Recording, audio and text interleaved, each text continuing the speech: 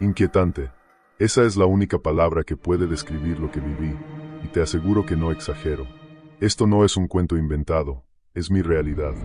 Durante mucho tiempo me debatí entre compartir o no esta experiencia, pero creo que es momento de que conozcas lo que sucedió, tal vez para encontrar respuestas o simplemente para que estés alerta. Si escuchas algo extraño mientras ves este video, vuelve a reproducirlo. No usamos efectos especiales. Te advierto, cuidado con quien pueda estar escuchando contigo. Cuando era adolescente, vivía en un pequeño pueblo en la sierra. Un lugar hermoso, rodeado de montañas y con atardeceres que te roban el aliento. Pero, como suele pasar, la belleza puede ocultar secretos oscuros. Mi abuelita materna, una mujer fuerte e independiente, vivía a solo 3 cuadras de mi casa. Ella adoraba cuidar de sus animales, y aunque la edad comenzó a hacerle mella, insistía en mantenerse activa. Mi mamá le construyó una casita con un jardín donde podía seguir con sus costumbres, pero con el tiempo, la fragilidad de su cuerpo la fue dejando postrada en cama. Así fue como me convertí en su cuidadora. La rutina de cuidarla me acercó mucho a ella. Le cantaba para que durmiera, llevaba un registro de sus medicinas y pasaba horas a su lado. Pero fue en esa época, justo cuando ella estaba más débil, que algo extraño comenzó a suceder.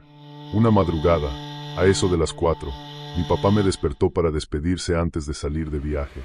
Al abrir los ojos y verlo en mi habitación, noté algo más, una figura oscura parada en el umbral de la puerta. Tenía un sombrero, y su silueta era inconfundible, pero no se movía. Pensé que era mi mamá, quien en esa época usaba sombreros de vez en cuando. No le di importancia y volví a dormirme, aunque algo en mi interior me decía que algo no estaba bien. A la mañana siguiente, le pregunté a mi mamá si había acompañado a mi papá para despedirlo. Me miró confundida y me aseguró que no se había levantado de la cama. En ese momento, un escalofrío recorrió mi cuerpo. Entonces, ¿quién, o qué, era esa figura? Intenté convencerme de que tal vez estaba soñando, pero pronto me di cuenta de que aquello no había sido una alucinación. En los días que siguieron, la figura comenzó a aparecer más seguido. Primero en el rabillo del ojo, como si me estuviera siguiendo. Luego, directamente frente a mí, aunque siempre a una distancia prudente.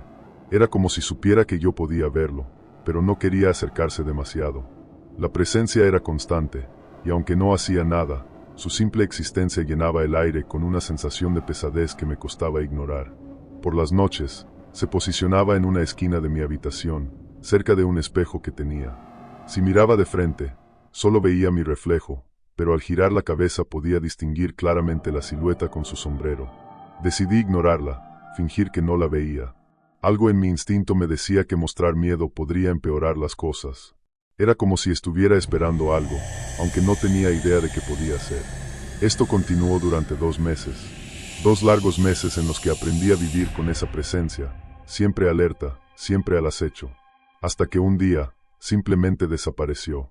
Esa noche, me acosté con una sensación de ligereza que no había sentido en semanas. Finalmente, creí que todo había terminado.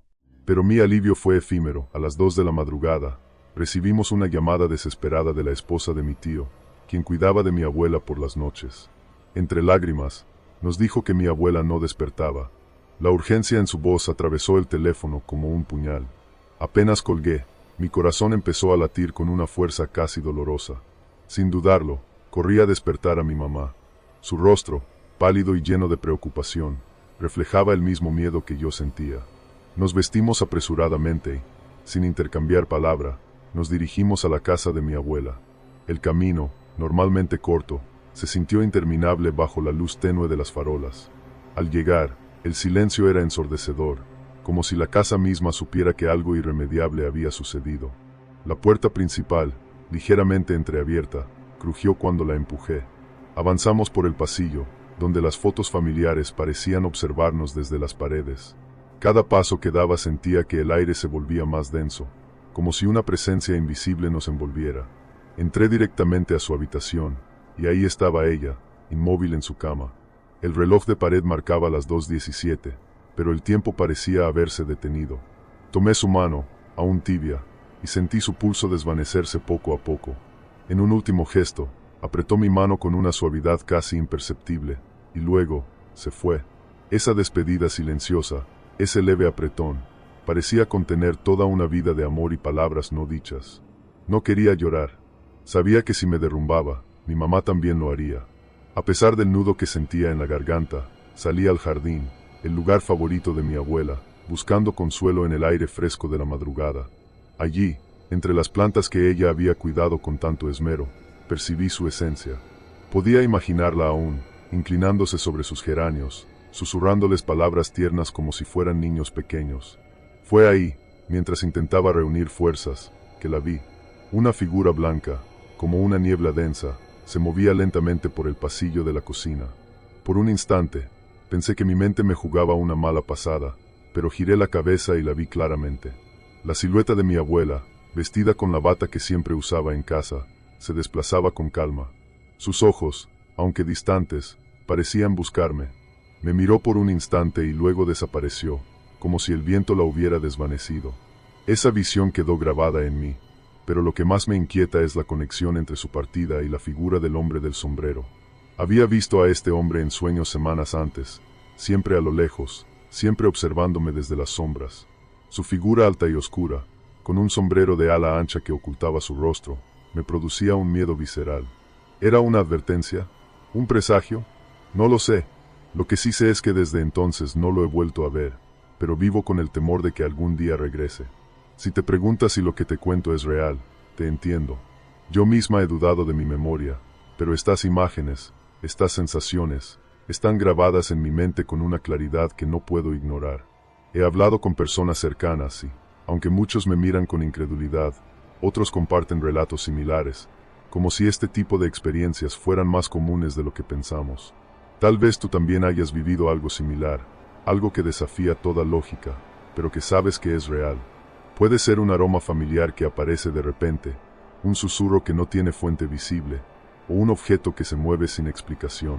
Sea lo que sea, esas experiencias nos dejan marcados y nos hacen cuestionar todo lo que creíamos entender.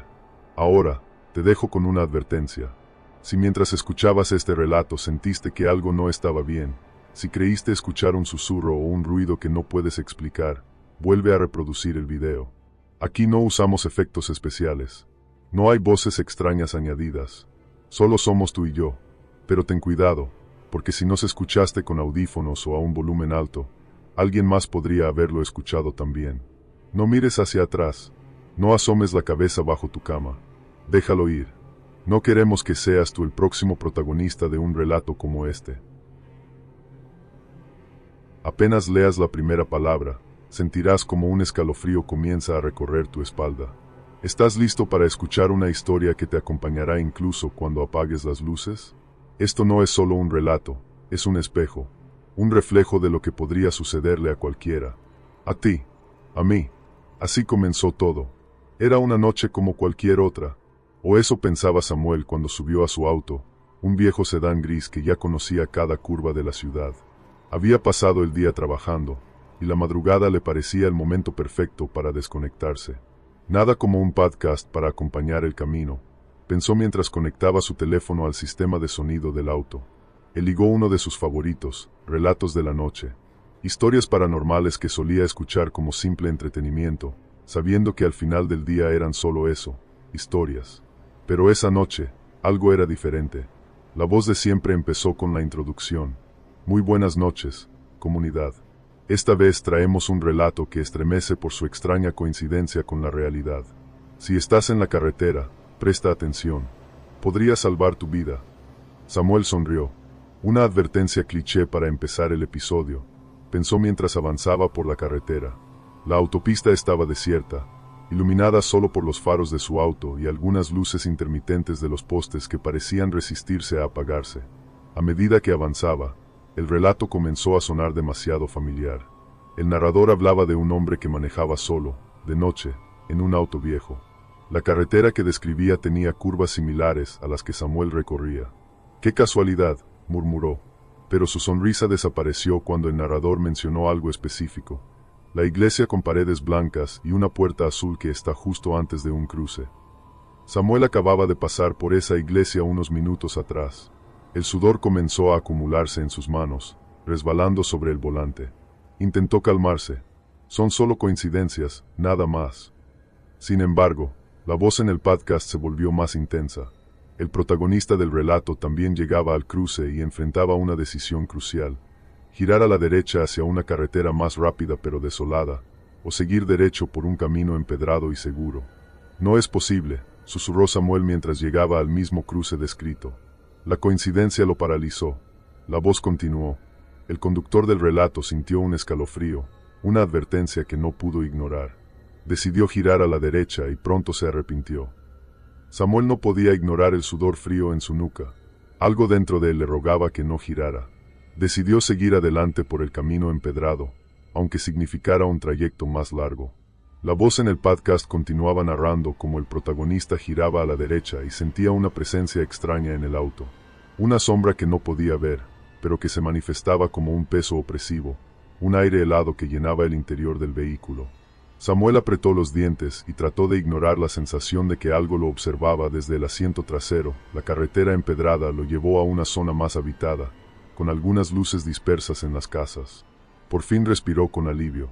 El episodio había terminado abruptamente, como si la historia se hubiera quedado sin final. El auto estaba en completo silencio, pero Samuel aún no encontraba su teléfono para retroceder el audio y escucharlo de nuevo. Sin embargo, algo en la quietud del momento no encajaba. Las luces de las casas parecían demasiado tenues, como si la electricidad fallara a ratos, y la oscuridad entre ellas era casi impenetrable.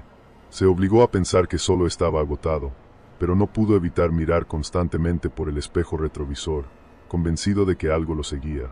El zumbido del motor era el único sonido que lo mantenía anclado a la realidad. Al llegar a casa, lo primero que hizo fue buscar su teléfono. Revisó bajo los asientos y en cada rincón del auto.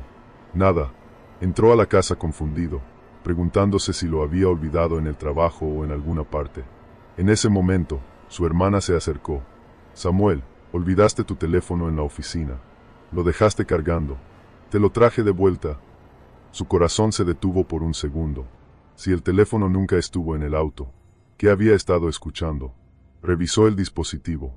No había ninguna conexión activa ni registros recientes de reproducción. El podcast nunca había sido iniciado. Esa noche, Samuel intentó dormir, pero cada sombra en su habitación parecía moverse con intención. A las 1 de la mañana, el leve clic de la puerta principal lo despertó. Bajó apresuradamente, armado con una linterna, pero no encontró nada fuera de lugar. Sin embargo, el aire olía extraño, como a metal quemado, un aroma que nunca había percibido en su casa. Las semanas siguientes, Samuel evitó las carreteras de noche, pero el miedo no era lo único que lo atormentaba. Cada noche, justo antes de dormir, escuchaba un leve susurro, la misma voz del narrador del podcast que decía: el cruce no siempre te dará una segunda oportunidad. Una noche, mientras revisaba sus correos en el teléfono, recibió una notificación que lo hizo detenerse. Nueva reproducción disponible, el cruce final. Temblando, abrió el enlace, pero el reproductor no cargó nada. Solo escuchó la voz otra vez, más clara que nunca. No ignores lo que sabes que viste. No vuelvas a esa carretera. Al día siguiente, Samuel tomó el transporte público. Pero mientras miraba por la ventana del autobús, notó algo que lo congeló. Un auto idéntico al suyo estacionado a un lado de la carretera empedrada. Su placa, sus luces, incluso la silueta de alguien en el asiento del conductor que se giró lentamente a mirarlo cuando pasó. Desde entonces, Samuel ya no confía en lo que ve ni en lo que oye. Su vida ha quedado atrapada entre lo cotidiano y lo imposible.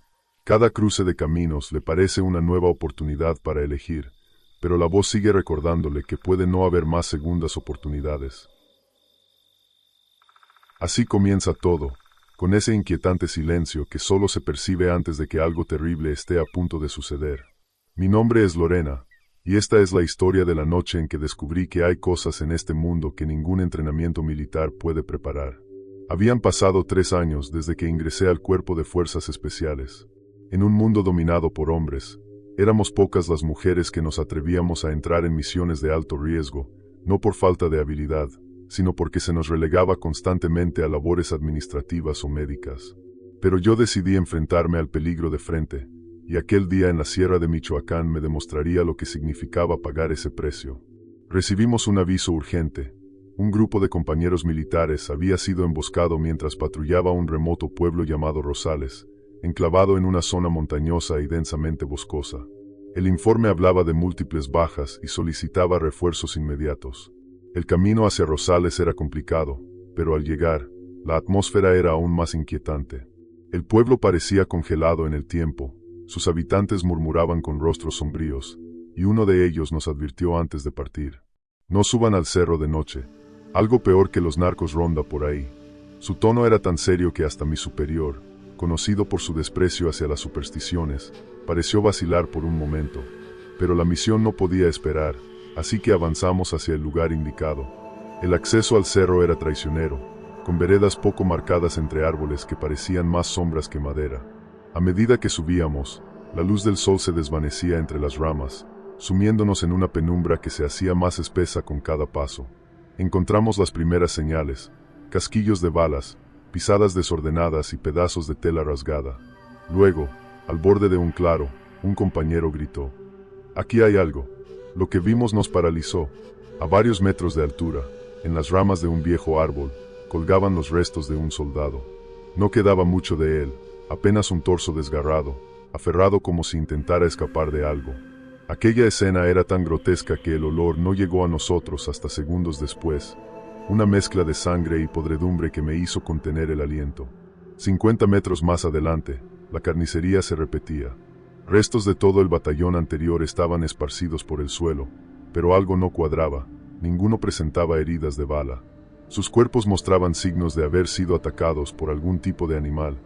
Pero ¿qué clase de criatura podría acabar con soldados entrenados de esa manera? «Retrocedan», gritó el superior. Mientras regresábamos al pueblo, la tensión era palpable. Los ruidos del bosque parecían multiplicarse, crujidos entre los árboles, ramas quebrándose, y algo que se sentía como pasos siguiéndonos. Cuando alcanzamos la parte baja del cerro, nos detuvimos al oír un murmullo. ¿Escucharon eso?, susurré. En la oscuridad, apenas visible entre los árboles, algo brillaba. Dos luces rojas que se movían lentamente, como si nos observaran. No eran linternas ni fogatas, eran ojos, fijándose en nosotros. Una segunda misión. Años después, ya con cierta experiencia acumulada, me enviaron a la Sierra Potosina. Nuestra misión era humanitaria, ayudar a una comunidad afectada por deslaves. Después de varios días de arduo trabajo, tomé mi uniforme y decidí ir a lavar al río cercano. Era temprano, el sol apenas se alzaba sobre las montañas, y el aire fresco me ayudaba a relajarme. Mientras lavaba, escuché algo que me hizo girar la cabeza: el llanto de un niño. A pocos metros, una mujer golpeaba a un pequeño que ya yacía inmóvil en el suelo. Mi instinto me empujó a intervenir. Corrí hacia ella gritando para que se detuviera. Al llegar, lo que vi me hizo detenerme en seco. La mujer giró su rostro hacia mí, y no era humana. Su piel estaba cubierta de llagas, sus ojos hundidos y enrojecidos parecían arder con odio, y su risa era una cacofonía de burla y malevolencia. Cuando miré al niño, lo que había creído que era un pequeño cuerpo se transformó en un simple montón de trapos viejos. Retrocedí, horrorizada, mientras aquella cosa comenzaba a reírse más fuerte. Sin decir una palabra, cruzó el río caminando sobre el agua y desapareció entre la bruma. Cuando regresé al pueblo y conté lo sucedido, los habitantes dijeron que había encontrado a la bruja del río, una figura legendaria que aparecía para atormentar a los extraños.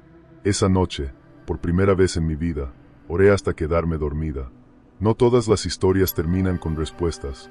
En otra misión, cerca de la frontera con Guatemala, nuestro pelotón fue enviado a investigar una serie de desapariciones de ganado.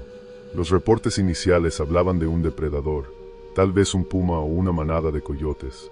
Sin embargo, lo que realmente llamó nuestra atención fueron las descripciones extrañas de los cuerpos de los animales encontrados. Las heridas eran demasiado precisas: 2 pequeñas perforaciones en el cuello, siempre en el mismo lugar, como si algo los hubiese drenado por completo, dejando solo piel y hueso. Al llegar al lugar, el panorama era desconcertante. Los habitantes de la zona, personas acostumbradas a los peligros de la selva, se rehusaban a salir al anochecer. Nos contaron historias de luces que parpadeaban en los árboles y de sonidos que no podían atribuir a ningún animal conocido. Algunos mencionaron sombras que se movían demasiado rápido para ser humanas y demasiado altas para ser bestias. Aunque la mayoría de mi pelotón no creía en esas cosas, las palabras de los lugareños sembraron una semilla de inquietud. El encuentro en el establo. Todo culminó la noche en que seguimos un rastro de sangre fresca hasta un establo abandonado en las afueras de la aldea. Los restos de animales esparcidos alrededor eran suficientes para helarnos la sangre, pero lo que vimos dentro del establo es algo que ninguno de nosotros podrá olvidar.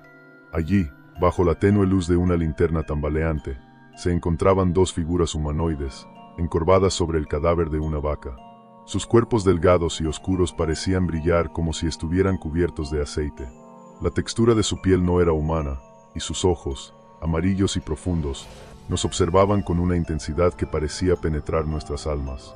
Cuando nos vieron, se enderezaron, mostrando una altura antinatural, y emitieron un grito que no era de este mundo, un chillido agudo que parecía resonar dentro de nuestras cabezas más que en el aire. El instinto nos hizo abrir fuego, pero las balas parecían atravesarlos sin causar daño.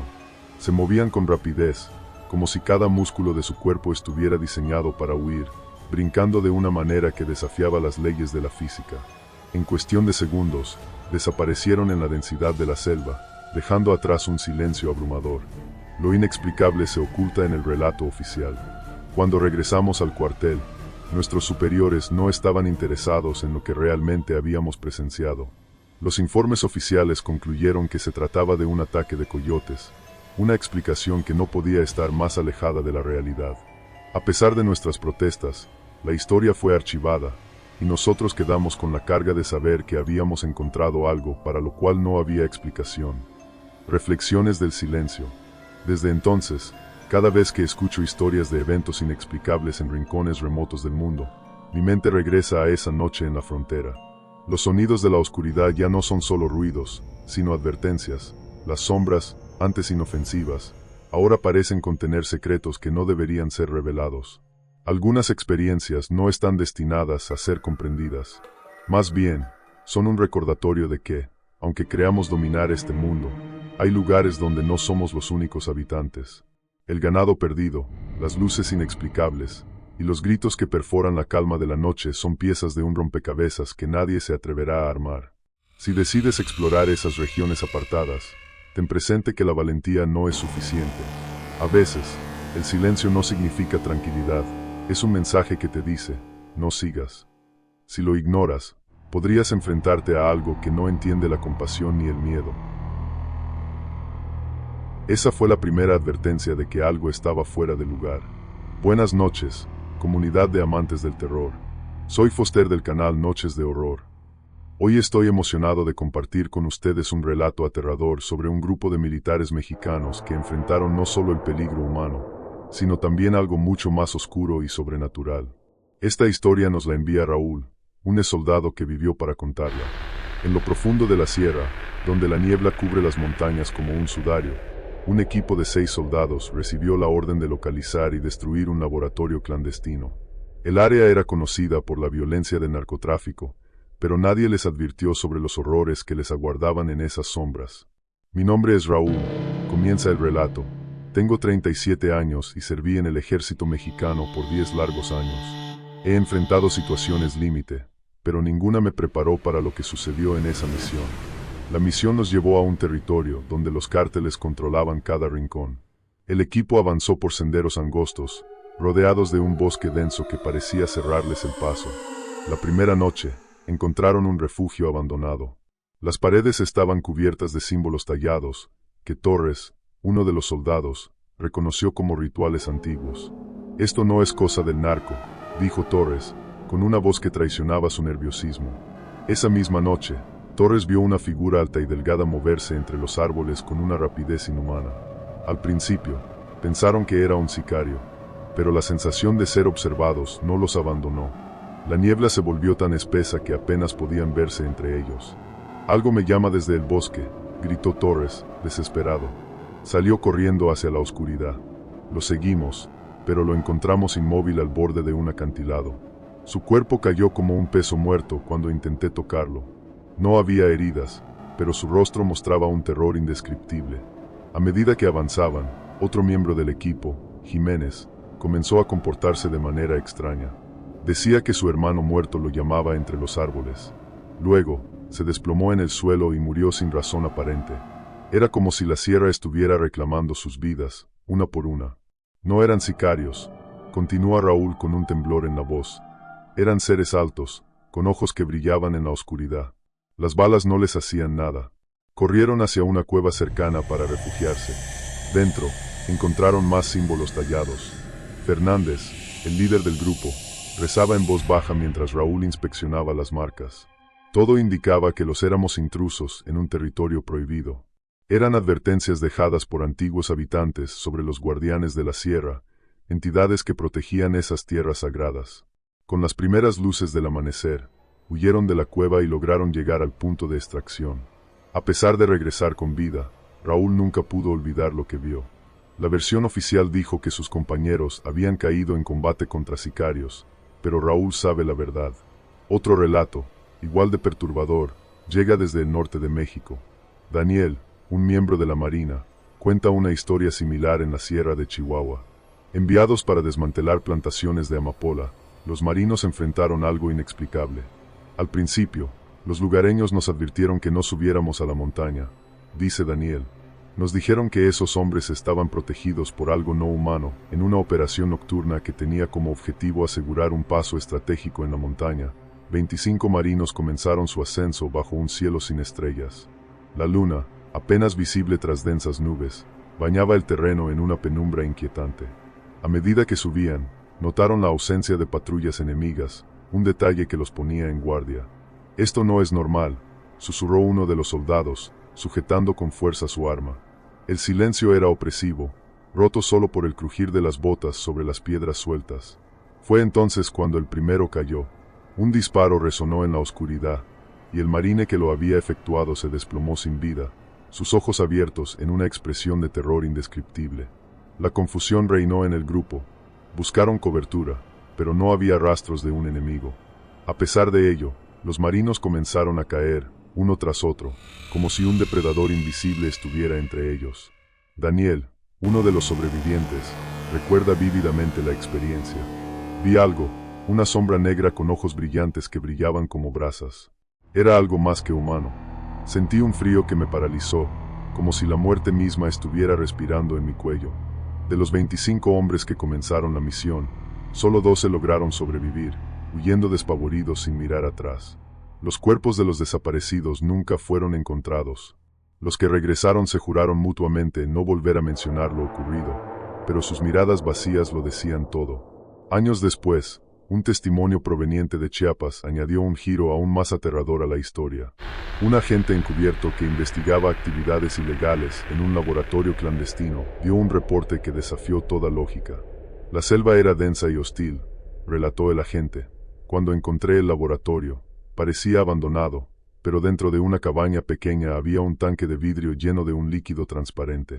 En ese tanque flotaba algo que no pertenecía a este mundo, una criatura de piel grisácea, ojos enormes y vacíos, y extremidades largas y delgadas que parecían no tener fuerza. Cuando lo vi, supe que aquello no era humano. Era algo de otro lugar, una presencia que hacía que el aire mismo se sintiera más pesado.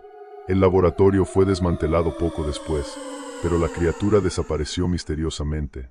No quedó ni rastro de su existencia, salvo los recuerdos imborrables de la gente, quien confiesa aún tener pesadillas con esos ojos vacíos que lo observaban como si atravesaran su alma. Algunos afirman que los dos eventos están conectados, que lo que atacó a los marinos en la montaña podría haber sido liberado del laboratorio en la selva. Otros creen que la criatura fue el resultado de experimentos fallidos.